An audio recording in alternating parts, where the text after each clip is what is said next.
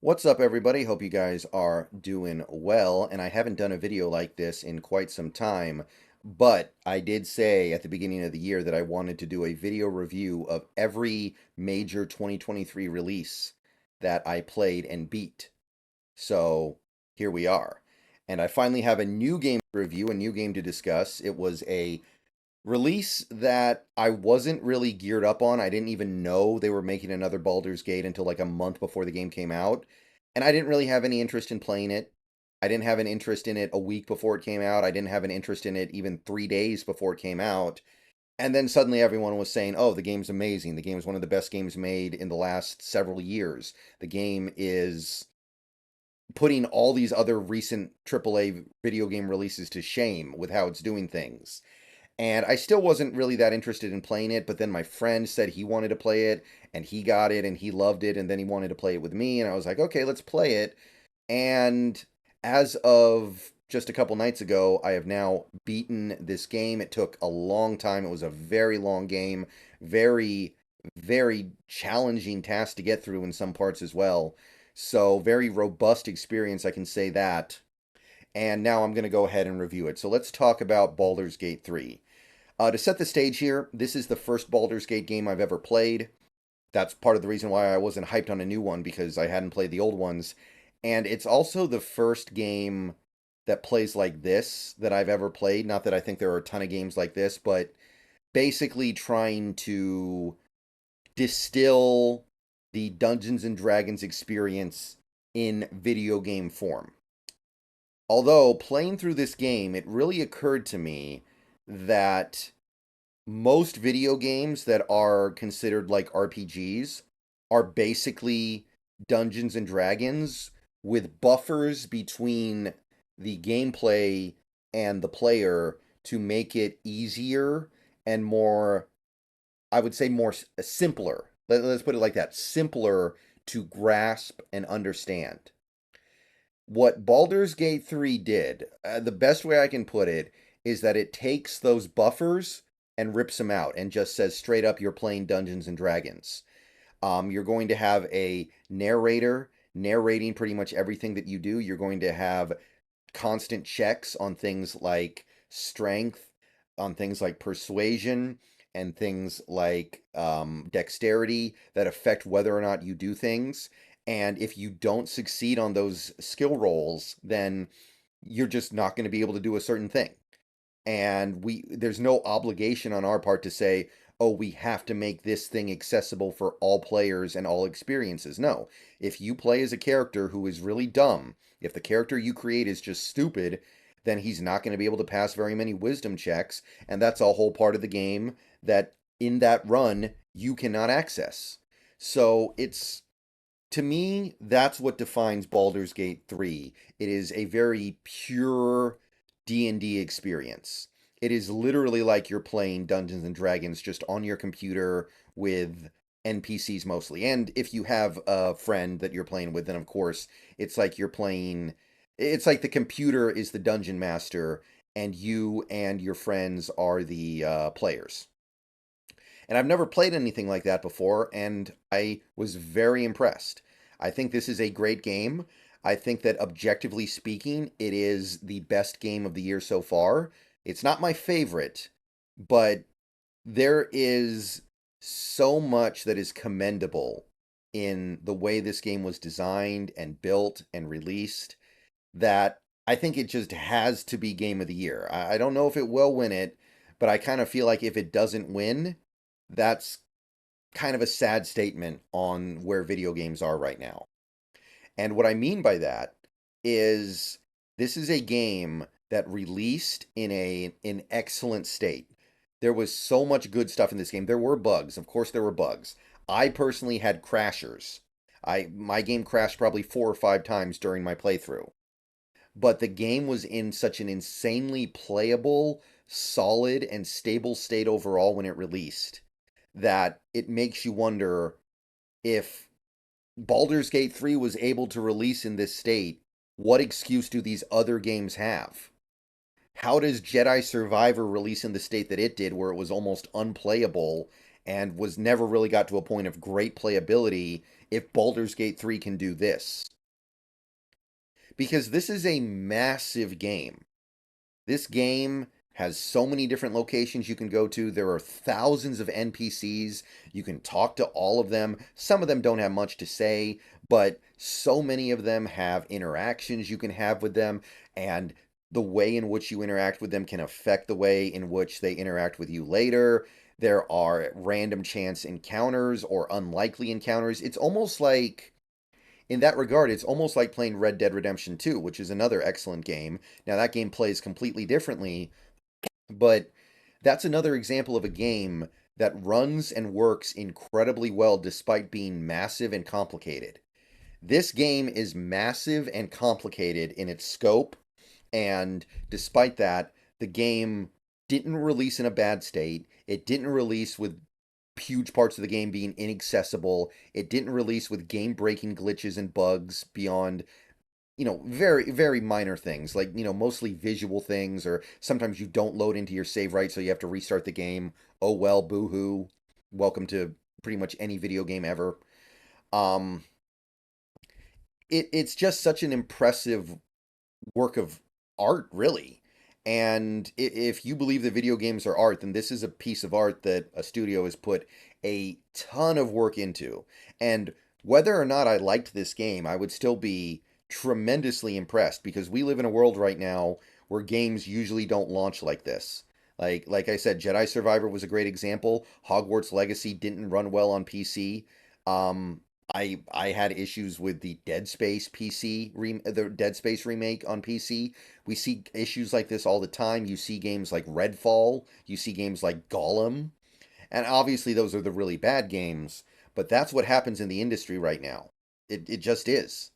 So to see a game like this launch in such a great state, when, if there's ever a game I've seen that had a reasonable reason to release in a bad state, it would have been this one. And they were just like, no, we are going to have a good experience. So all that stuff out of the way, Baldur's Gate 3 basically goes as such. Again, it's like D&D. It feels a lot like a D&D session when you're playing the game. You take control of a character, you design the character, you decide how he looks, you give him points into certain attributes. You say he's this, he's a barbarian, he's a bard, he's a mage, he's a this, he's a that. Whatever you want to do, you give him secondary assets. You can basically construct every element of your character exactly how you want it. Now, the overstory of Baldur's Gate 3 is going to be the same for every playthrough. You are a person living in this world that is being attacked by illithids, basically think H.P. Lovecraft, and you get infected by one of their mind flayer tadpoles that is going to eventually turn you into one of them. Basically a mindless zombie to serve the what do they call it? The Elder Brain. And the game's story is you trying to figure out how to get the tadpole out of your head. On the way, you're going to meet several other characters that join your party who also have the same tadpole in their head, and they're trying to get it out before they turn into a mind flayer.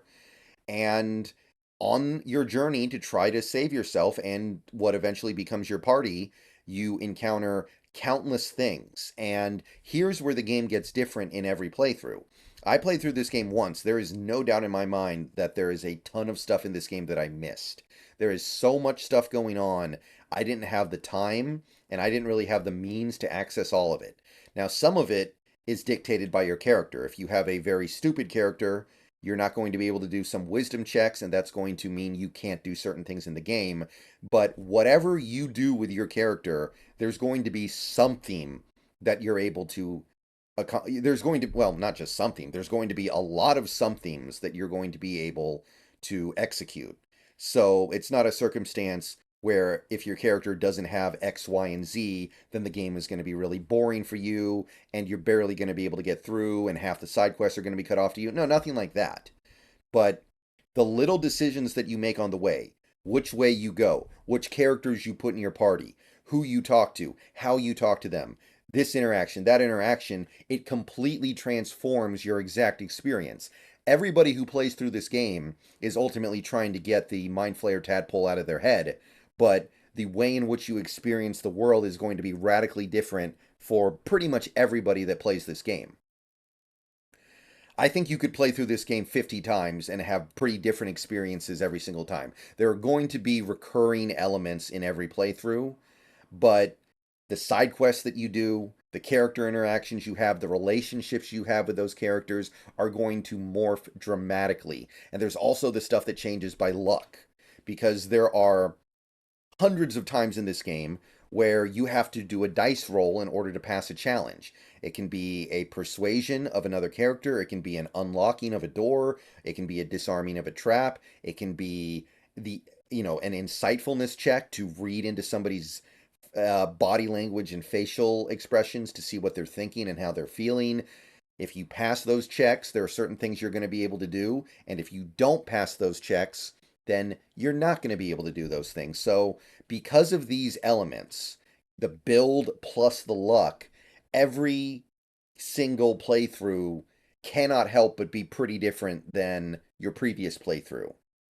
So, there's so many different angles to attack this game from. The way the game plays, it kind of feels a little like Diablo. It's overhead. You're clicking your mouse around to move your character around. And the combat is pure turn-based. Pure turn-based. Everybody gets a turn. There's a certain amount of distance you can move. It's kind of like... You could kind of compare it to something like Disgaea or Final Fantasy Tactics or a turn-based strategy game where you're moving your characters around a map and you're moving yourself into certain places. You can use abilities, basic attacks, there's magic, there's if you're a bard, there are instruments you can play to create certain effects, there are items you can use. It's basically a pure strategy RPG. Again, if I had to compare it to something a little more well-known and accessible, it would probably be something like Final Fantasy Tactics. So that gameplay is not going to appeal to everyone necessarily, but I'll say this. I do think there are going to be people out there who like this game a lot, who force themselves through the combat. They don't play it for the combat, they play it for the character interactions and the decisions and the story and the plot. They're not playing it for the combat. As for some people, I think the other elements of this game are going to be so good, they'll live with turn-based combat. So your mileage may vary there, but for me, I like the combat.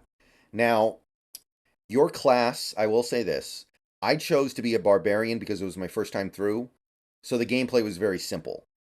So, if you choose a different class, like a warlock build or a magic using build just in general, your experience will be radically different. Things will be far more complicated. The spells you can use change the game so much, it's like you're playing a different game. And if you play a more magic using build, one of the many classes that uses a lot of magic, a warlock type build, you're going to have 10 times more difficult decisions to make than you will if you are using something like a barbarian that basically just hits things as hard as he can with his clubs. So understand what you're getting into and understand that this game gets very complicated very quickly if you're using a complex class.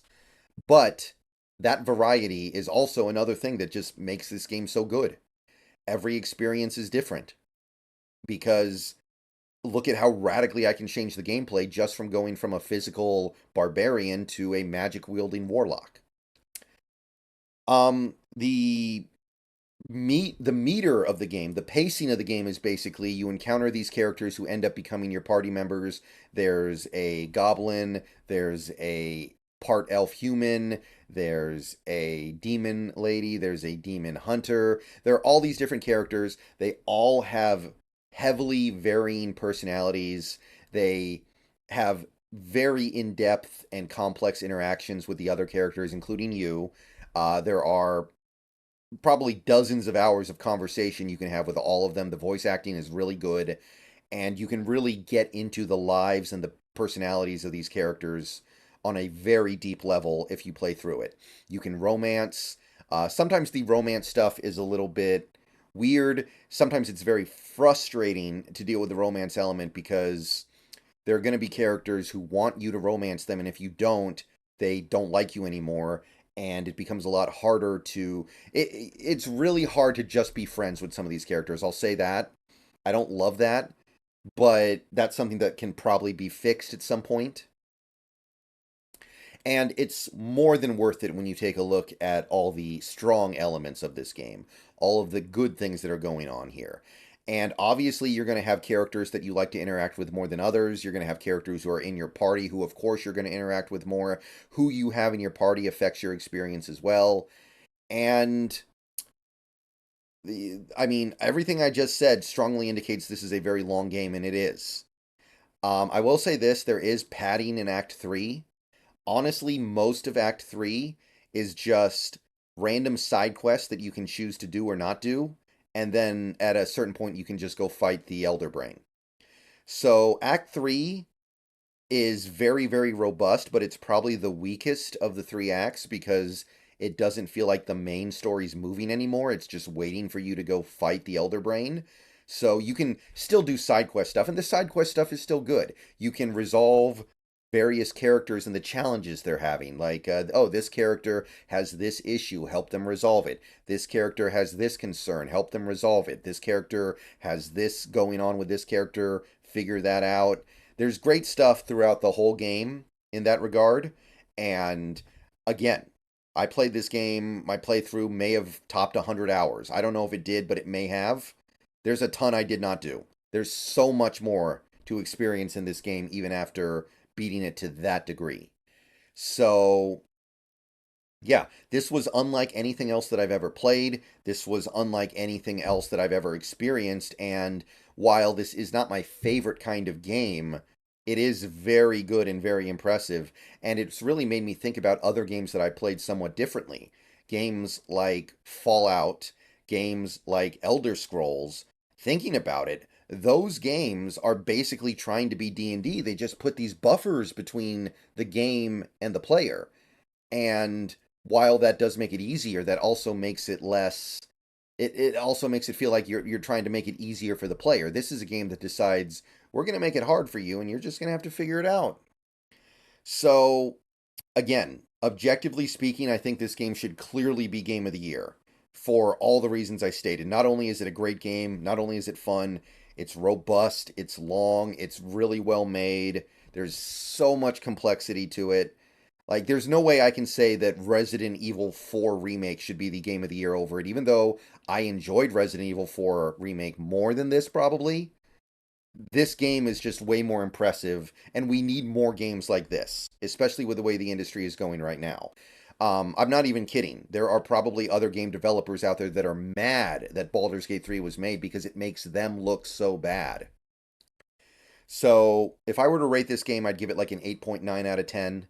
And most of the deductions, I don't even like to call them deductions because it's not like I'm saying really that much bad about the game, would mostly just come from the fact that this is it's very different from the kinds of games that I usually play. I very rarely play games where you use the mouse to move your character. I very rarely play games that are sometimes get this far deep into just it's almost like a visual novel at points because it's so story driven and plot driven. There were some sessions I had playing this game for 3 hours where I felt like I just watched characters talk. And that is going to eventually, I think, wear on you a little bit when you do like the gameplay and you do want to be able to play the game. But that's just the kind of game this is. This is basically Dungeons and Dragons. There are going to be moments where you're not doing combat, you're not looting, you're not adventuring through new areas, you're just speaking with characters. If you're not into that, that's kind of more of a problem with you than a problem with the game. But for my own personal experience, I do think I have to take away a little bit of that because there are points where it just wore on me.